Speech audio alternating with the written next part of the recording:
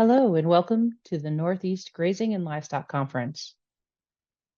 I'd like to take a moment to thank our sponsors, the National Grazing Lands Coalition, American Farmland Trust, Farm Credit East, Morrison Custom Feeds, Natural Resource Conservation Service, and the Vermont Agency of Agriculture, Food and Markets. Please take a moment to visit their virtual booths for more information about their work. I'd also like to thank our partners, the Cedar Tree Foundation and the Forest C and Francis H. Latner Foundation. They help make our work possible throughout the year. The entire New England Grazing Network would like to thank you for your participation in our first annual Northeast Grazing and Livestock Conference. Enjoy the conference.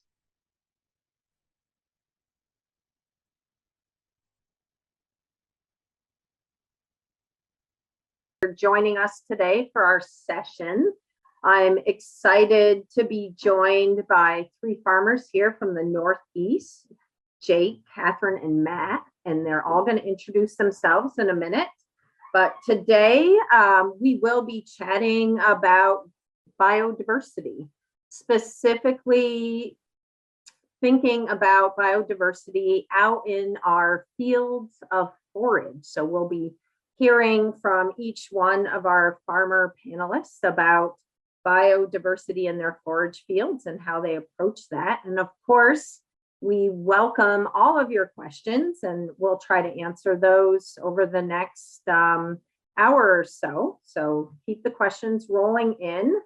And I'll start by letting each farmer introduce themselves and their operation. So I see Matt on my screen. So Matt, do you want to give us a quick introduction to your farm? Sure thing. Hi, everybody. Thanks for joining us. So my name is Matt Choiniere. I am on the Choiniere family farm up in Highgate, Vermont.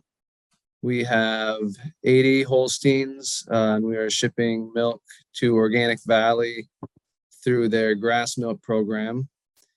We have about 140 acres of pasture and about 350 acres of hayland. We also have, like a farm store. We have chickens. We sell our cull cow meat. And we've been trying a lot of different things on the farm to bring the public in. But biodiversity has been something that we've been learning a lot about lately. And it's been really high on our list of things that we're trying to improve on the farm. Great, thanks, Matt. Katherine, do you want to go next? Sure. Hi, everyone. I'm Katherine Carestio. I live here on my farm with my family in upstate New York. We're in the Finger Lakes area, in between Cayuga and Seneca Lakes. So I have Backbone Farm and raise 100% grass-fed and pasture-finished beef. I do rotational grazing. The herd right now is 45 Black Angus cows that I rotate through 105 acres of perennial pasture. So I don't make any hay. All of the calves are born here on the farm and raised from birth to butcher. So the breeding herd is 15 mama cows, and then I'm finishing 15 animals every summer. I sell mostly through direct marketing by the half and quarter, and I also have a couple regular wholesale markets. Thank you. And Jake.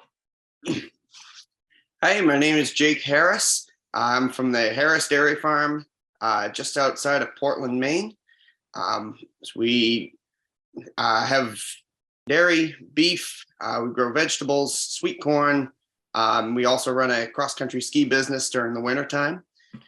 So we kind of do a little bit of everything.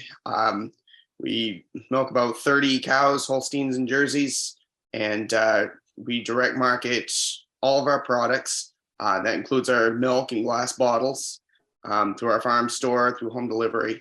All of our beef, all of our cull cows, everything moves directly to the consumer, and that's sort of our niche in the market. And I run the dairy and beef operations here. My parents run the vegetable operation, and my grandparents are also involved as well. And we all help each other out and make the diversified operation work.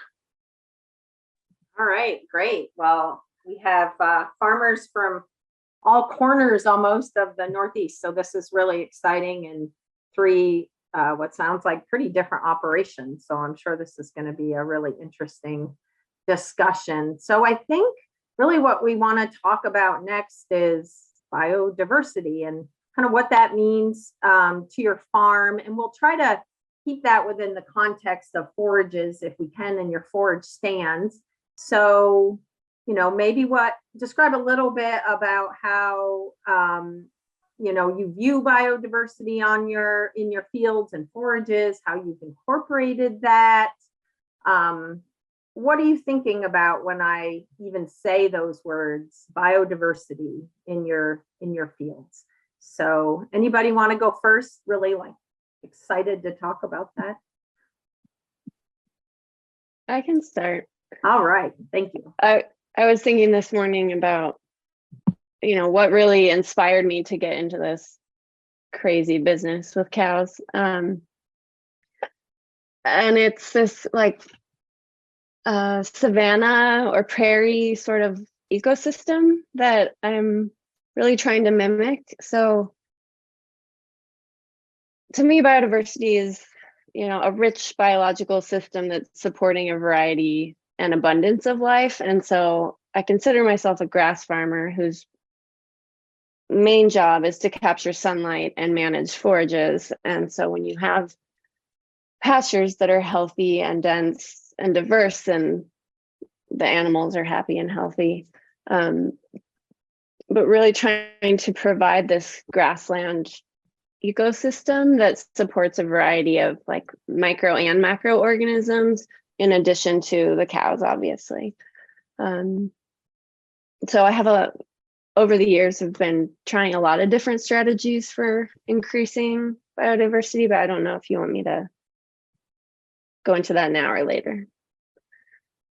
Sure, why don't you share with us a few of those? I think that would be great. Well, when we bought the farm, it was pretty much all old abandoned hayfields that had turned into brush with a lot of invasive plants. And so the soil pH was very low, phosphorus was very low. So it's been a combination of, getting all the brush out, mostly with chainsaw work, being able to brush hog so that there was actually space to spread soil amendments. But then with unrolling hay and bale grazing, that's been an amazing technique to spread organic matter, fertility, and seed around the farm, while also, grazing and having a little bit of meat income along the way as we were improving pastures. So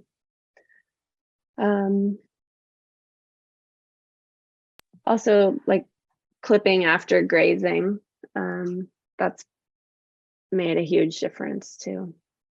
Great. Yeah, I think that's a strategy I hear from a lot of folks, actually introducing some new species by essentially having seed in forages and hay that's brought onto the farm or moved around to different parts of the farm. Matt, I know you folks have tried a bunch of different strategies as well. Do you want to talk a little bit about that? Sure. And do you want me to also biodiversity means to me as well? Sure. Yeah. Question? Okay. Absolutely. So kind of going off from what Katherine said, being a younger generation coming back to the farm, I think one of my biggest motivations was, as I feel like as a young farmer and young kids in general want to change the world, right? So I feel like me and a lot of my friends, we view farming as this is our way to make a difference and and really do something good with our lives. So I think a lot of that comes in the opportunity that we have managing such a large area of land that we can really provide habitat for a lot of organisms. And biodiversity, I don't think is something just limited to plants and animals, but it's also it also includes the microbes in the soil and the fungus, the bacteria, and like all the insects and little things we can't see, as well as all the different plants, and then of course, like the larger animals that roam across the fields.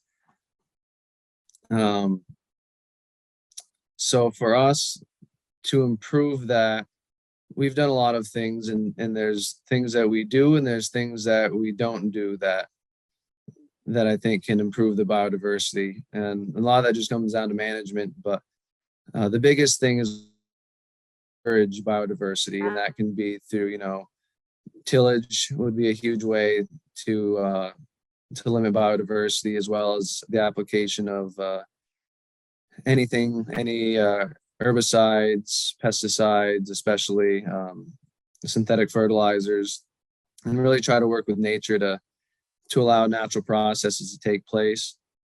Rotational grazing has been obviously it's been a keystone practice for our farm in managing a lot of our grasslands, and learning how to do that right through a lot of mentorship has really improved the quality of the forages on our farm, as well as the diversity of different forages. We started off doing stuff like frost seeding was one of the biggest ways we brought in new species, because we had a lot of grasses and a lot of, I guess, perennial weeds that went away through good grazing management, but we didn't really have the legumes at first. So we frost seeded a lot of clover. And then through better management, we actually saw stuff like vetch coming in, some plantain, a little bit of chicory. And I think we've kind of plateaued as far as what we can accomplish with good management. And now it's more, we're trying to bring in new species through other seeding techniques. One of the things we've been trying for the past couple of years is participating in the Vermont Ripsoar project, which has been a project through the Land Care Cooperative. But it's basically, we have a subsoiler that's equipped with a seeder and a liquid injector that will spray kind of like a home brewed biofertilizer on top of the seeds. But we're seeding stuff like chicory, plantain. There's a whole bunch. I think there's like 14 different species, but the idea is just to get like massive amounts of plant diversity, plant roots out into the field. And just through talking with a lot of people, I've been lucky enough to have a lot of resources sent my way. And Christine Jones is she's an Australian scientist, and she has some really awesome videos out there about diversity in your fields. So we've learned a lot from her. And then we also, another way we reseed is we have a power harrow that we attached a seeder to the back of. So we're not necessarily deep tilling, but we're just prepping a seed bed and just kind of broadcasting seed on top of that. And that's kind of proven to be a good method for us to incorporate new species. Great, thanks. Those are interesting techniques, from starting with frost sowing to using different types of tillage equipment to get seed incorporated. I think those are all real important strategies that work for different people in different places. Jake, what about you? So we're in the area that we're farming. I like to say we've got every soil type known to man, from ledge to gravel to clay to swamp, in a matter of 100 yards. So for us, biodiversity is really a necessity in order to utilize the land that we have, because we have different forage types that grow in the different soil types that are not only different between our fields, but within the same field. So, for example, when we're if we're seeding a hay field, I do at least a 10 to 12 way mix, more if I can, and try to fill in and utilize the land to the best of our ability, both above and below ground. And then in our pastures and in our hay as well, each of those things that we use a mix of grasses, perennial grasses, legumes, that all fill component of the cow's diet. Having dairy cows, try to have that balance, and also we've moved into growing winter forages, mainly triticale, as well as some crimson clover, some hairy vetch, different mixes of those, a little bit of rye. And it's challenging to do in our climate, but we're working on it. In the last 2 years, I've tried to learn what to do and what not to do. We have moved into probably an 80% no-till system. One of the best investments we've ever made for biodiversity on our farm is a Great Plains no-till grain drill, so that we're able to. And I want to work on some more on interseeding in our pastures and our hay fields, but that allows us to,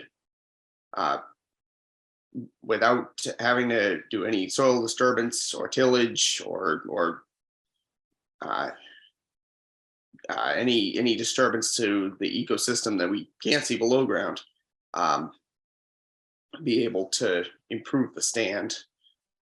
It also allows us to better utilize cover crops, get them in faster in the fall with less soil disturbance, and then in the spring, when we're planting corn, we come in with a no-till planter, and just that I think has had a major noticeable impact on not only the soil structure, but on the fungi below ground as well.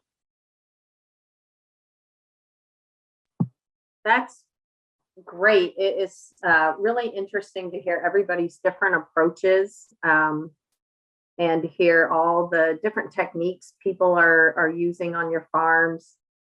I think one of the questions that just came in from the audience is about you are all trying to improve biodiversity and diversity on all these different scales. Your farms are very diverse, right down to what is crawling underneath the ground. You're trying to increase diversity in a lot of different ways. How do you measure biodiversity progress? How do you know that the things that you're doing are working?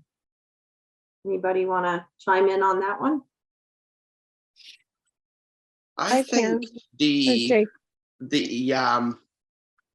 number one measure would be in the cows themselves, in milk production, milk components, weight gain, and in as well as in the quality of the feed, what you can measure directly in the feed analysis.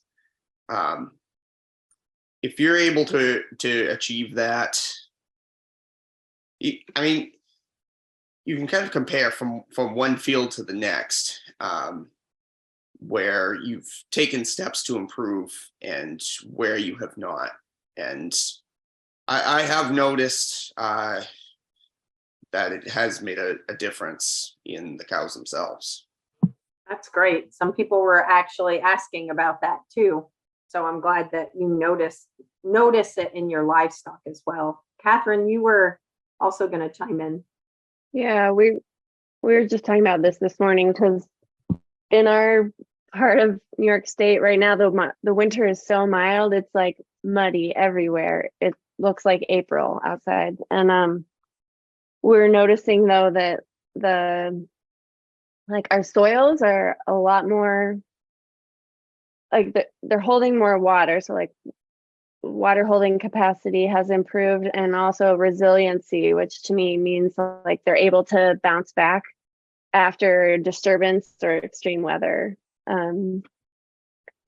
So, I mean, that's taken like 5 years, to really see the change. But other benefits I would say are more pounds of forage per acre. I can just see that.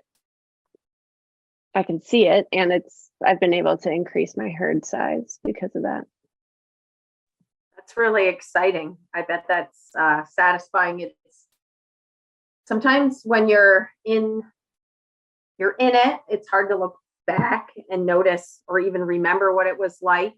But when you do take time to reflect, I was doing this the other day with something I had been working on for almost 20 years, and sometimes beating my head against the wall, thinking that it like hasn't made a difference. And then when you really think about it and think about where you started, all of a sudden you realize, yes, it did. It has made a difference. So it's really great that all of you so far have been able to see that those efforts are paying off. Matt, how about you folks? Yeah, so I think we would kind of measure biodiversity.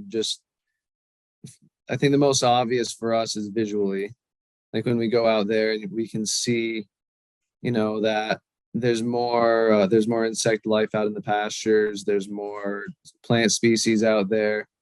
One thing that wasn't as noticeable to me right off, but now it is how fast the manure patties kind of disappear. Whereas, when we first started grazing, the manure would, we'd still have some manure left out there from the previous grazing, but now like within a day, the manure, like there's fresh manure patties full of dung beetle holes. And walking through at night, it's always full of sound, loaded with insects. And our fields seem to hold more water than they used to. And they are more resilient. We've noticed a lot more resilience through the droughts and really wet weather. And I think that's one of the reasons that we're continuing to strive towards more biodiversity, is that our best fields were definitely the ones that weren't just a pure stand of anything. Whatever it was, the more diverse the field, the better it tended to yield. And that was kind of pretty obvious in a field we just reseeded this past year, even though we were one of the lucky corners of the Northeast that actually got a decent amount of rainfall this year. We reseeded a field early in the spring to a diverse mix. I don't remember how many different mixes or how many different species were in that mix, but more than we would ever have normally planted. And with 2 cuttings after reseeding around a little before our first cut, that was our highest yielding field and our highest quality field. And I do believe that was a lot because of the diversity that we had in there. We've also, just some other things that we've noticed as biodiversity has kind of improved on our farm is the bird population, insect population in general, not just the ones in the pastures, but it seems like there's less flies on the cows and there's more insects kind of flying around in the field edges, pollinating stuff. That's about all I think I can have on that. But overall, positive results. I know Jake had mentioned he's seen it in the cows, components.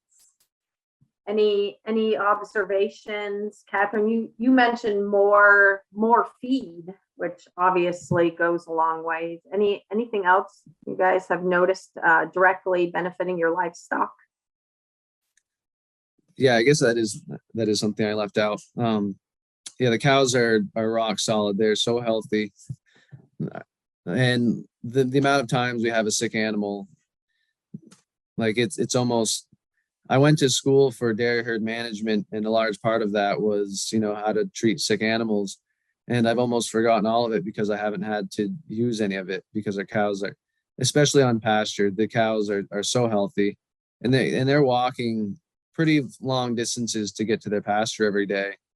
And it's not like they have an easy lifestyle, but they're still just super healthy. They milk really well considering they're on all grass and dealing with heat and flies. And yeah, udder health is fantastic. The just overall longevity. We just barely sold the oldest cow in the barn a few months ago, and she was 15 years old. And the only reason we had to sell her was because she lost all of her teeth. But other than that, she was healthy, great udder, gave a lot of milk, but she was just losing weight because she was just having a hard time chewing. But when they get that Should old, have thought about dentures. Have you right, considered that? right. And we have a lot of cows not far behind her in age, so it goes to show with a healthy diet, these cows are lasting a long time. That is great. Katherine, have you noticed anything with your animals? Trying to think how to address that, because we've just never had health with the herd. Right. I mean, they spend their winters outside, so we're not bringing them into a barn or anything. So we just haven't had, thankfully, to address that. Yeah, I'm wondering if anybody has noticed. This would maybe be the ultimate, right?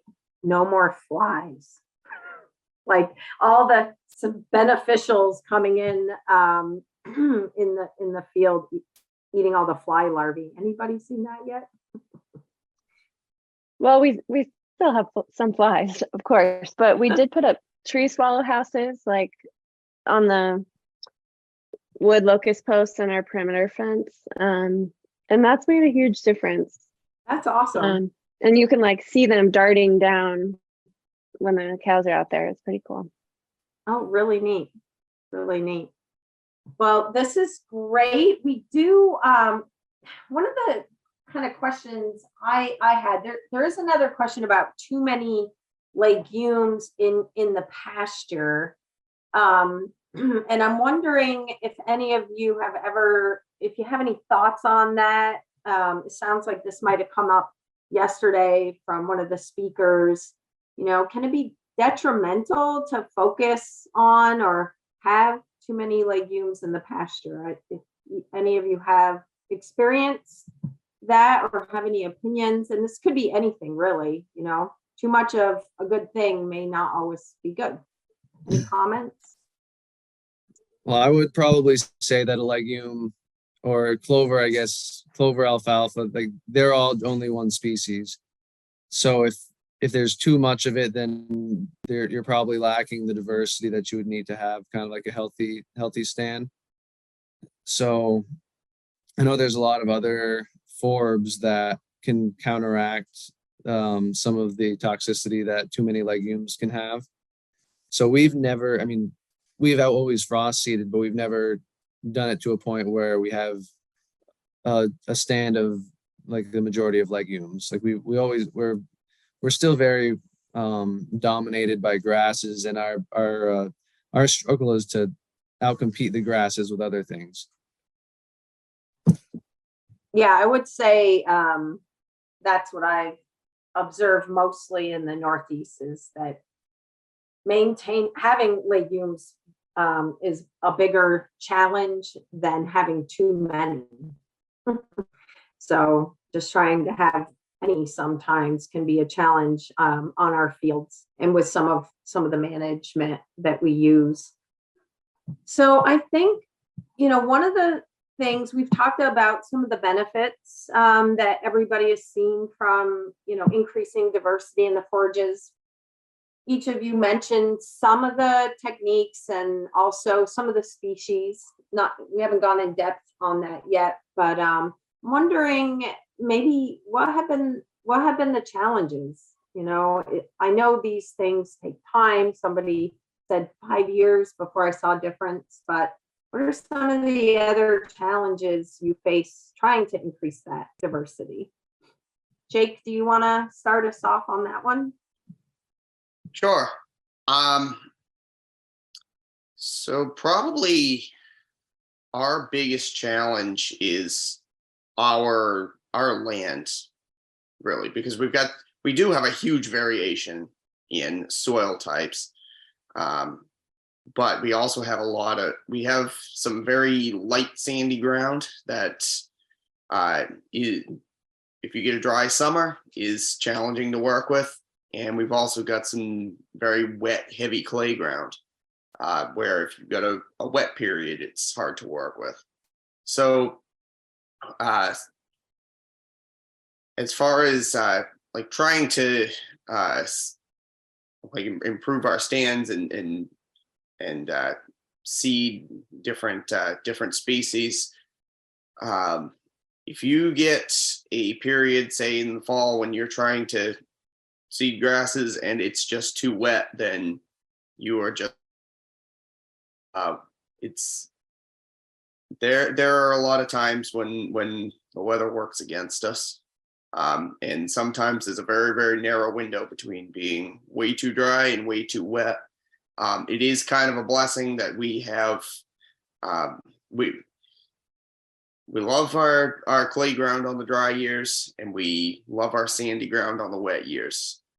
So it's challenging to work with, but at the same time, it can be a bit of a blessing. It's just a matter of knowing how to manage it. As far as pastures go, we try to keep during dry periods, we try to have our cows on our lower pastures, and during wet periods we try to save our higher ground to be able to keep our cows up there with minimal damage to our pastures. So in some ways, a diversity of soil types is a challenge, but yet a benefit, actually, it sounds like. So it's sort of and the forages that go with it as well. Yeah, that's really interesting. I hadn't thought about that before. Some of the species that grow well on sands don't do well on clay, and so you have the opportunity to probably even build more diversity, even though you have more to manage, having all those different and more to learn in some ways. Yeah. That's great. Katherine, how about you? I'd say probably that we have really heavy wet ground. That's been really challenging to work with. But that was also one of the goals in buying this property was to like kind of recuperate or rehabilitate this marginal land. So that's kind of ironic, but I'd say that the soil type and just my patience of, unless you have tons of money to throw at it, it's just it's a long process. Really a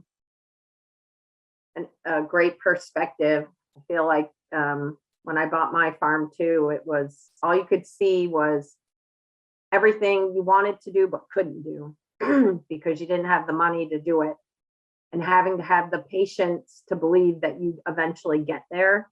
And I think that's why I had mentioned early on when you said 5 years later, we see this, and just being able to reflect back and remember that.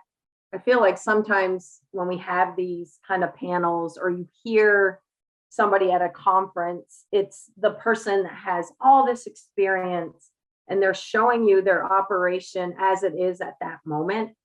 And as a new farmer, that's just bought your place and you have nothing and you're just trying to build it, you wonder if you'll ever get there without realizing that that person probably was where you were at some point.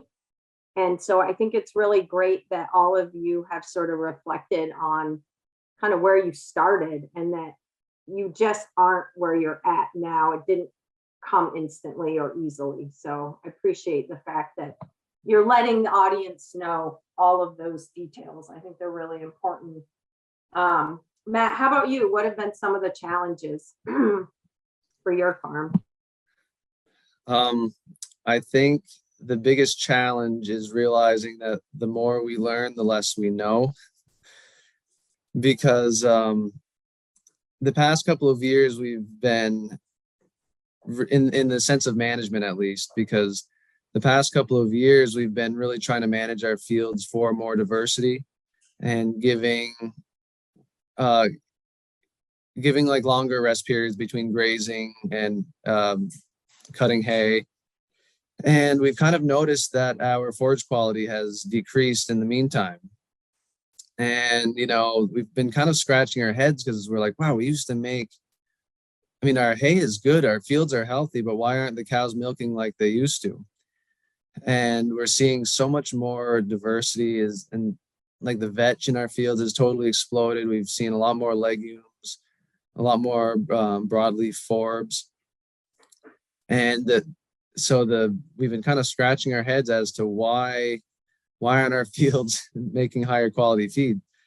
But what we've kind of learned is that, you know, grasses still make up the majority of our fields. And even though we're managing for the forbs, we're actually sacrificing the quality in our grasses.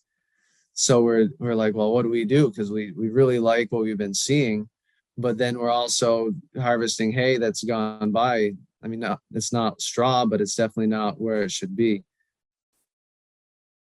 And, you know, if we start managing the grass based on that, you know, the 35 day hay cycle, then we're just going to have to keep reseeding all of our other forbs, and that's going to get expensive, especially with organic seed being so hard to source for a lot of these different species. So management has definitely been something that's been getting us to scratch our heads a lot. And another thing like related to forages is we've been giving the fields a longer winter rest, in the sense that we take our last cutting off somewhat earlier in the season. I mean, like late September, but we're not out there at the last possible moment cutting the fields for every bit of grass that they have. And then and again, the fields have responded fantastically. Like our yields have gone up. We truly believe that the fields are healthier, but what we're doing is we're actually picking up a lot of dead grass in the following spring for our first cut. So that's been getting us to scratch our heads, because in our forage samples, our ash content has risen. So we're really trying to find, and this is all more, we're seeing this in our fields, not necessarily in our pastures, because the cows can be a little more selective in the pastures than we can just bush hog whatever they don't want to eat. But yeah, it's been a challenge. I can't say we really have the answers, because, you know, the more we're learning about it, the more we're like, well, shoot, what do we do? So I think one thing we do want to try, and again, this was listening to some of Christine Jones' YouTube videos, where she was actually in favor of having stands without grass at all and going all forbs. That can kind of take that, you know, 40, 50, maybe even 60 day, I don't know if 60 day in our climate, but those longer rotations, and you'd probably keep a wider quality window if there's no grasses in there. So we're very curious about that, and that's probably something we're going to experiment with. I don't know if it'll be this year, but it's something that's on our radar. Yeah, really interesting. It also might mean that managing biodiversity under different contexts will look really different. You know, how you manage it in pasture and what you have there will be different than what's in a hayfield, maybe. That's a really interesting perspective, I think. There is a question. This is interesting too, and nobody has really mentioned this yet, so I'll ask this one next. Somebody is asking about planting trees in a pasture. to remove water, maybe to manage water, it seems. Not entirely sure maybe what they're getting at here, but any experience with actually planning that kind of diversity fields, actually doing tree plantings, maybe to manage water or, you know, other aspects of the soil? Anybody have experience with that? I have some like indirect experience. And I'm assuming that whoever asked the question was talking about kind of using trees to kind of evaporate more of the water and dry the land out. And it's a story actually from my fiance's father, who cut a willow, and all of a sudden it was normal dry ground, and then now that the willow's gone, it's actually a wet spot in that area. So his theory was that the willow was actually, Right. evaporating. And I've heard some other people say like some trees, like a mature maple tree, will actually uptake 500 gallons of water in a day. Yeah. And Oh, I've heard, interesting. this is all indirect, so like take it with a grain of salt. Yeah. But planting a lot of willows, and I don't know if willows are the only thing, but can actually dry out soils, especially if they're heavier and don't Mhm. infiltrate as well. Like you can actually dry soils out. So I think there's validation to that. I do think you probably could Yeah. plant a lot of trees, especially certain species, and you could probably Yeah. get rid of some saturation issues. Yeah. Lots of opportunities and options, and just lots of things to consider and experiment with. There is a question here, and Jake, you may have some things to say about this. Does integrating cover crops and annual forages present a challenge to keeping existing perennial stands healthy? And maybe you might want to talk about opportunities too. It sounded like you were growing annual forages in part of your rotation. Do you want to talk about that? Sure. So yeah, we do some winter annual forages, primarily in rotation with corn. I've also done it in rotation with some sorghum Sudan grass, and I'm actually in the process of doing some experimentation with rotating. If I'm trying to reseed a perennial stand, using winter forages as sort of an intermediate, seeding winter forages after terminating a grass stand, a wheat grass stand, with the intention of later reseeding it, using the winter forage to dry the field out in the spring, as well as provide an early cutting of feed.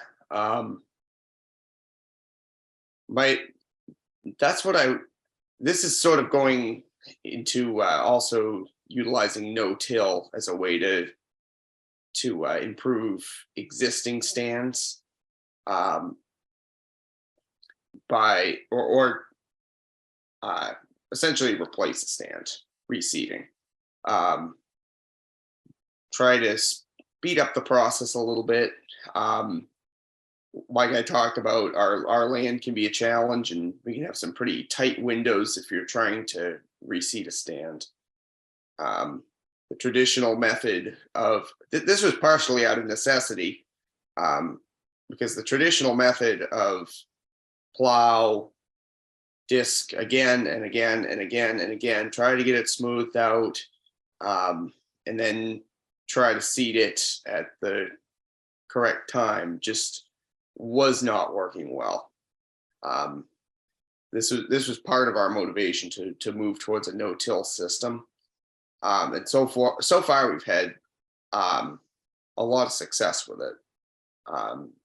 It also makes us a little bit more resilient, widening our window as far as when the soil is wetter. We're still able to get some seed in the ground. Right? Anyone else have anything to share on cover crops, annual forages? Feel like other folks have used those as well. I think Matt, you guys have done a little bit trying to incorporate some annuals. Yeah, we've incorporated some annuals into our pasture. Like if we ever want to renovate a pasture, a lot of times we will more than likely power harrow. We haven't pulled like an actual plow in a long time, but we've power harrowed and then incorporated the summer annual mix, whether that be, turnips and radishes, oats and peas. The oats and peas are more before we were grass fed. We have to make sure, being grass fed, that nothing actually heads out. It has to still be in the vegetative stage now. And we've done different, even soil building cover crop mixes. Even though the cows didn't tend to milk well on those, the pastures definitely benefited from those soil building mixes. I am curious to try rip sowing some soil building mixes into like existing perennial stands to see if, those tend to be a little bit deeper rooted. See if we can, kind of get some living roots down into some deeper parts of the soil profile. Nothing that's one of the things we'd like to do in the future, but we've seen positive results in our pastures after renovating to have the annuals in the season before. How about with the rip sower? Have you been seeing good results with that? Some attendees would like to know. Yeah, we have yet to dial in getting the seeds established. Germination, we have some rock solid results. I don't necessarily think that it's the fault of the rip sower. I think it's more operator error in seeding depth, having the roller tension on enough to close the rips back up so that there's actually like a seed bed for the seeds to land in. I know a lot of people have had really positive results. We have had a lot, just from the subsoiling, we have had some really positive results. And the first year we did it, it was the worst drought we've ever had. It was 2 years ago. So not this past growing season, but the one before. And there was actual dust coming out of those rips. And the two fields that we rip sowed were the two worst performing fields for our last cutting. And the next year, this past growing season, those were some of our two best fields. And they were fields that typically had water, some wet spots, had some problems with water infiltration and distribution. And this year there were no wet spots, and they're all evenly wet. Water went in all around. I should correct myself from what I said earlier. We have had luck. We did run out of a perennial mix that we were trying on the first year, and we just kind of threw in some daikon radish seeds that we just had lying around. And those germinated and sent roots down like so fast. But within 10 days, we actually had some 8-inch tap roots. Even though we were in a drought, so that was pretty amazing to see. And those did really well. But we have had a hard time getting the perennials to establish. But we'll see. We did have some catch this fall, so we'll see if they come back next year. Right. Well, we'll have to tune back in to see after a couple of years what you might see. Sometimes it takes a little while, especially when you're going into a field that already is established. So it'll be interesting to see what happens. Now, there is a question about if anybody has tried to incorporate any native species for biodiversity. Anybody doing that? No. Okay. And I think maybe Katherine, you could talk about this a little bit. You had mentioned that you were, moving the cows around and bale feeding them outside, using that as a way to build both soil fertility and organic matter, but also to improve the fields, the pastures. How do you evaluate how that's working. Have you had any issues also with weediness after doing that? Did you say with weediness? Yeah, weeds. Wait. Sorry, maybe weediness isn't even a word, but Oh, you get more weeds. I understand. It really depends. So I've kind of experimented every year, every winter. Mostly because we're still developing like water infrastructure on the farm. So like the places where we have underground water is limited. But what I'm trying this year is bale grazing at a pretty low density.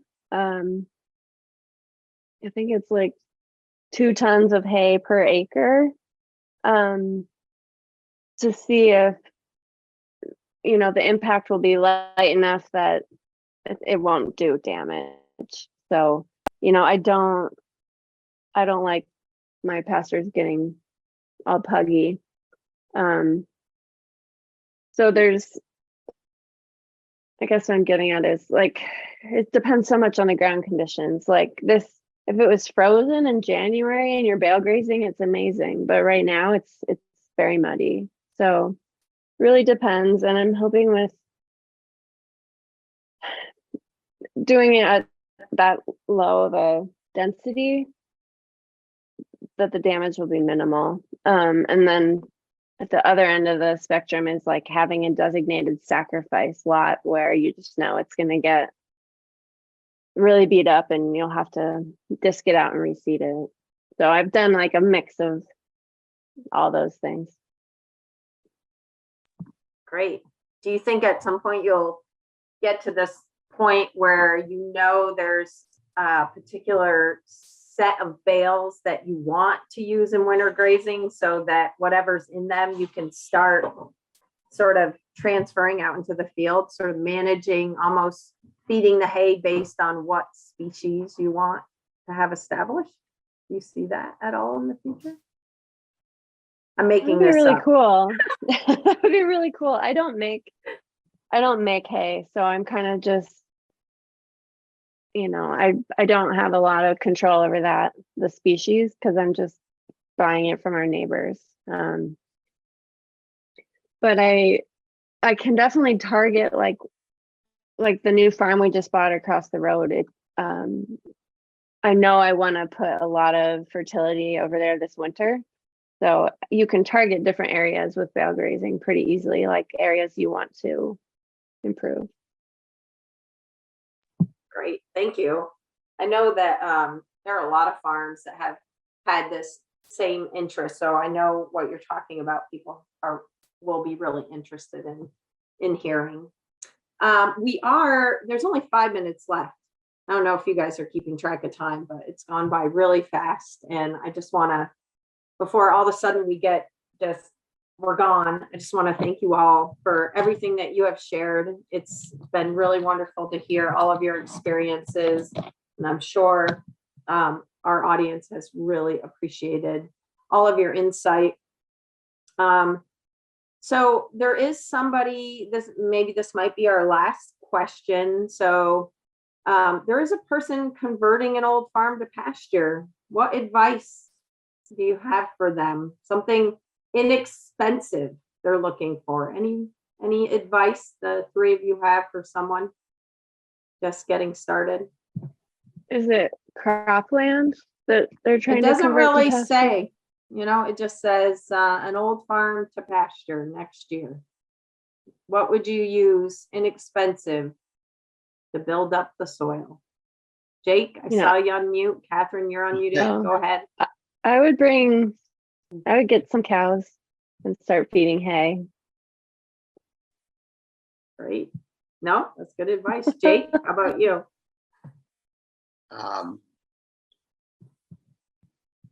Lime, organic matter, a lot of lime, especially in our area. And any good source of organic matter as well. that'll start to, any sort of compost, that'll start to stimulate your microbes, start to get things. Just, I mean, in my experience, I've taken several old farms and we've been working on them into hay production, and in my experience, much to start stimulating your soil microbes, and you'll see the results very quickly. Great. All right, Matt, you're the last one in our last Cool. couple of minutes. I think my advice first thing would be to take a soil test, because I think even though they do, I think knowing what you're working with is probably the most important thing.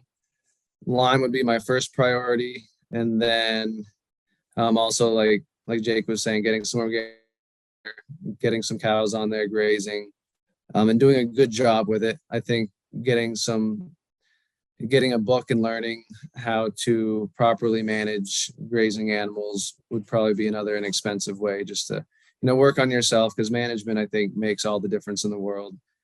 But then once you kind of get the basics down, making sure your ground isn't compacted, making sure you're addressing any nutrient deficiencies, and frost seed, I think, is one of the other great things you can do for relatively low cost. Great. Well, now we're down to 1 minute, and I guess I'll just start wrapping up our session here. I've already said thank you to all of our farmer panelists today. It's been really wonderful to hear about what you're doing on your different farms. And I think what I took away from this is, like with anything, there's more than one way to achieve biodiversity on your farm. What is important to each farm obviously will really different, and how a farm views biodiversity is really, it's up to you. But I think it was clear from everybody that having biodiversity on your farm, however you view that, you feel is really important, and you've seen the benefits of that both in your soil and also your livestock. So thank you for sharing all the different ways, and hopefully we'll hear from all of you again soon. Yeah, thank you all. Thank you, Heather, for giving us the time for the conference, and you all for sharing your wisdom. This was great. Just a reminder for everybody out there that we answered a lot of the questions that came up, but if there's anything else that comes to mind, put it in there and we'll get it answered for you. You can also message the folks that are here on the panel through the conference in the attendees section, and it'll send them a note. So thanks everybody. The next session starts at 2:30. It's birthing on pasture. We're going to break up into groups talking about cattle and groups talking about sheep and goats. So look forward to seeing y'all there, and thank you.